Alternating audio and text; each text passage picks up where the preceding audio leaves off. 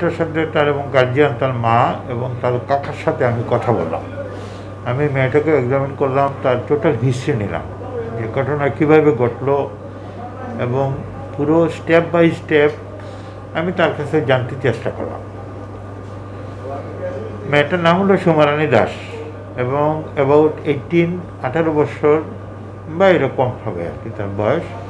যে গত বছর সে এসএসসি পাস করেছে, কিন্তু কোনো কলেজে এখনও ভর্তি হয় নাই। সে এখানে বাদাঘাটের এইখানে, সিলেটের বাদাঘাটের এইখানে সে তার বোনের বাড়িতে বেড়াতে আসছিল এবং সে এখানে প্রায় 1.5 মাসের মতো ছিল। তো তার বোন জামাই, সে বাড়িতে যাবে, তার বোন জামাই তাকে নিয়ে একটা দিলের লোকাল বাসে সকাল 10:30টার দিকে উঠে, সকাল 10:30টার দিকে দিলের বাসে ওনারা এখান থেকে উঠে।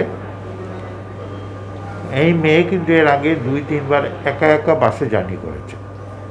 তো সেই ভরসায় হতো তার বোন জামাই মনে করেছে যে সে দোকান চালায় সাতকে এবং সে গোবিন্দগঞ্জ নেমে যাবে এবং মেয়েটা দিলেই পর্যন্ত ওই বাসেই চলে যাবে।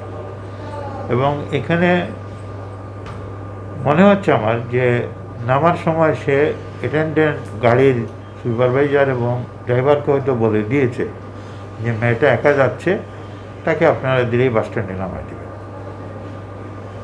সে গোবিন্দগঞ্জে নেমে যায়। তো মেয়ে দিলেই রাস্তার মুখে বা দিলেই রাস্তার আশেপাশে যখন আসে, তখন তার কাছে মনে হয় যে সে গাড়িটা বোধহয় সুনামগঞ্জের দিকে যাচ্ছে। আসলে এটা তার ভুলও হইতে পারে। আসলে গাড়িটা আমি যতটুকু শুনলাম এখন, যে জায়গায় ঘটনাটা ঘটছে ওইটা দিলেই রাস্তাতেই, এবং সে দিলেই রাস্তাতেই ছিল। তো যখন গাড়ি থেকে লোকজন নেমে যাচ্ছে, তার ভিতরে যখন কনফিউশন আসছে, তখন সে জিজ্ঞেস করছে যে আপনারা কোন দিকে যাচ্ছেন, আমি তো দিলেই যাব। তো ড্রাইভার বলছে যে তোমার ভয় পাওয়ার কোনো কারণ নাই, আমরা দিলের দিকে যাচ্ছি। তো সুজানগর যখন গিয়ে পৌঁছেছে, তখন ড্রাইভার গাড়ি বন্ধ করে দিছে। গাড়ি বন্ধ করে দিলে সম্ভবত ওইখানে তার সব যাত্রী নেমে গেছে। কিছু যাত্রী দিলেই পর্যন্ত যাওয়ার জন্য উঠার চেষ্টা করছে, কিন্তু সে বাধা দিছে।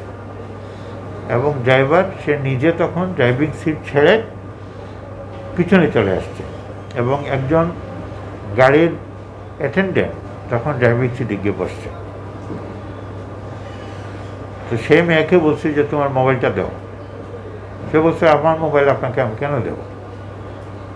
বলে না দেও। সে যখন এরকম কথা বলতেছে, তখন তার হাত থেকে জোর করে সে মোবাইল কেড়ে নেওয়ার চেষ্টা করছে।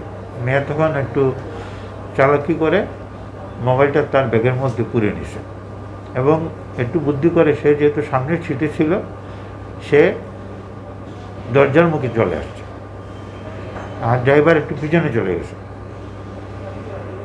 এরপরে যখন জিজ্ঞেস করছে যে আমাকে তোমরা নামিয়ে দাও এখানে, তখন নামাইয়ে দেওয়া ড্রাইভার নিজেই তার চুল ধরছে। চুল ধরে তাদের টানেসা করে পিছনে নেওয়ার চেষ্টা করেছে।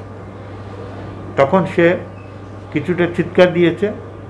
চিৎকার দিয়ে সে বুদ্ধি করে জোর করে যে গ্রিল থাকে দরজার মুখে, সেই গ্রিলে আটকায় ধুইরা ওখান থেকে সে লাফ দিয়ে দরজা দিয়ে বাইরে পড়ে গেছে এবং আত্মরক্ষা করছে। তখন তারা গাড়ি টান দিয়ে দিলের দিকে চলে গেছে।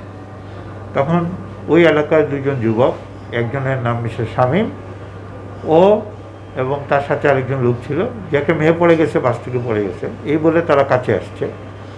মেয়েটা তখন বয়ে এবং তার পড়ার কারণে একটু অজ্ঞানের মতো হয়ে গেছে।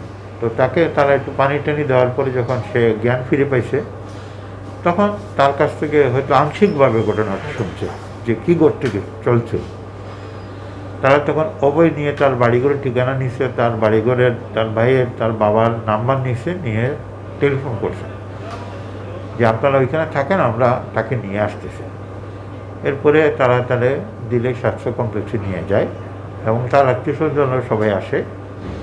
ওইখান থেকে তার ভাষ্যমতো তারা বাস স্ট্যান্ডে আসে, এসে বাসটাকে বন্ধ অবস্থায় পায়।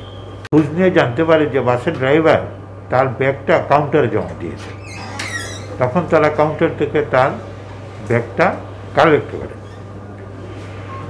কালেক্ট করে এবং এখানে যারা ছিল দায়িত্বরত বাসের পরিচালনা পর্ষদের লোকজন তাদের কাছে ওই বাসের ব্যাপারে তারা কমপ্লেন করে এবং কী ঘটেছে মেয়ের সাথে সেই বিষয়টা তাদেরকে বলে এবং তারা থানায়ও যথারীতি গিয়ে বিষয়টা জানায়। থানা থেকে যেহেতু দিরাইতে বোধহয় ইলেকশনে নামাডুল চলতেছে পৌরসভা ইলেকশনে, তারা সার্জেন্ট সাহেবকে বলছে যে বাসটা আপনারা লক করে রাখেন, এই বাসটা আমরা থানায় নিয়ে আসবো। বাসের কী অবস্থা আজকে বা কী হচ্ছে এটা আমি জানি না ঠিক, এটা ওনাদের ভাষ্য আর কি, আমি যেটা ওনাদের কাছ থেকে শুনলাম।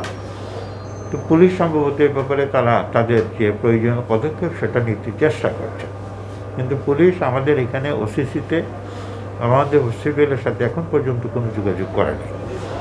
তো দিরাই থেকে ওই মেয়েটাকে তারা পরবর্তী চিকিৎসার জন্য রেফার করে দেয়। তখন রাত হয়তো 9:30 7:30 8টা বাজে। মেয়েটা এখান থেকে রাতে 9টায় আমাদের ইমার্জেন্সিতে আসে।